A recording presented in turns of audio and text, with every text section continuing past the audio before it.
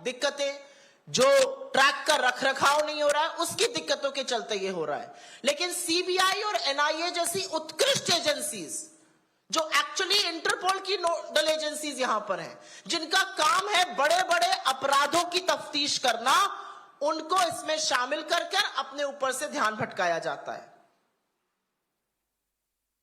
यह पूरी तरह से साफ है कि कमिश्नर ऑफ रेलवे सेफ्टी इसकी जांच कर सकता है, सीआरएस, उनके पास टेक्निकल एक्सपर्टीज है इसकी जांच करने के लिए। क्यों नहीं उनसे जांच कराई जा रही है?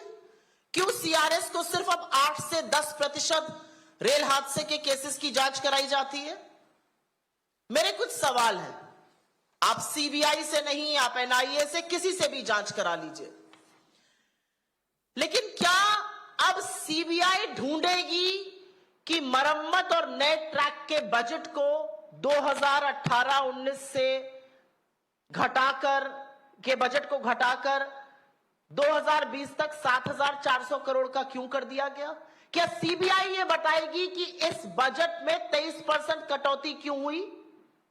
क्या सीबीआई ये ढूंढेगी कि जब रेलवे चिंतन शिविर हुआ तो हर जोन को सुरक्षा पर बोलना था, सबको चुप करके क्यों बैठा दिया गया और एक ही जोन को बोलने की इजाजत क्यों दी गई? और क्या सीबीआई ये ढूंढेगी कि उस चिंतन शिविर में सिर्फ वंदे भारत और कितना रेवेन्यू रेलवे से निकल सकता है पर चिंता क्यों हो रही थी, सुरक्षा की बात क्यों नहीं हो रही थी? क्या सीबीआई ये ढूंढेगी कि जो CAG, controller and auditor general की लेटेस्ट रिपोर्ट है, जो बताती है कि 2017 से 2021 के बीच में 10 में से करीब 7 हादसे पटरी से उतर जाने, डीरेलमेंट के कारण हुए, वो क्यों हुए? क्या सीबीआई ये ढूंढेगी कि ईस्ट कोस्ट रेलवे में सुरक्षा के लिए रेल और वेल्ड का परीक्षण क्यों नहीं हुआ इस दौरान? 10 में से 7 हादसे डीरेलमेंट की वजह से होते हैं, और ईस्ट जोन जहां बालासोर में एक्सीडेंट हुआ है, वहां पर इसका परीक्षण तक नहीं किया जाता है 4 सालों में। क्या सीबीआई ये ढूंढेगी? क्या सीबीआई ये ढूंढेगी कि रेल राष्ट्रीय कोष का फंडिंग 79% क्यों घटा दी गई? क्या सीबीआई ये ढूंढेगी कि 20,000 करोड़ रुपए आवंटित करना था, वो पैसा क्यों नहीं आवंटित करा गया ट्रैक की मेंटेनेंस के लिए? ये सवाल आपसे पूछ रहे हैं। क्या सीबीआई का ये काम है? क्या सीबीआई ये ढूंढेगी कि 3 लाख रिक्त पद क्यों है? क्या सीबीआई ये ढूंढेगी कि 8,000 पद जो पीएमओ और कैबिनेट कमेटी को भरे जाने थे वो क्यों नहीं भरे गए? क्या सीबीआई ये ढूंढेगी कि लोको चालक जो अत्यंत संवेदनशील और सुरक्षा से निहित काम करते हैं, उनको 12-12 घंटे से ज्यादा की ड्यूटी क्यों कराई जा रही है? लोको चालकों की कमी क्यों है? आज सवाल यह है कि सीबीआई का काम क्या है, एनआईए का काम क्या है? 7 साल पहले आपने एनआईए को 2 जांचें दी थी, आज तक चार्जशीट नहीं दाखिल हो पाई।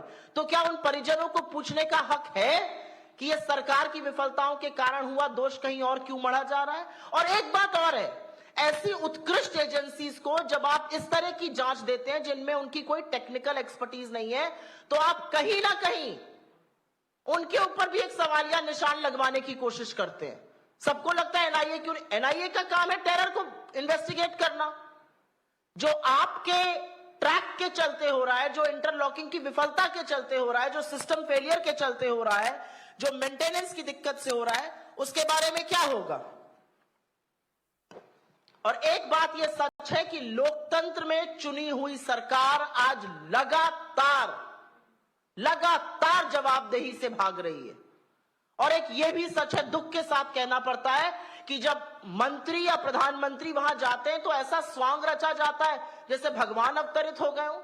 अरे उनका काम है, चुने हुए प्रधानमंत्री हैं, रेल मंत्री हैं, अगर वो जहां पर 300 लोगों की मौत हो गई करीब करीब, उस हादसे की जगह पर नहीं जाएंगे तो क्या करेंगे?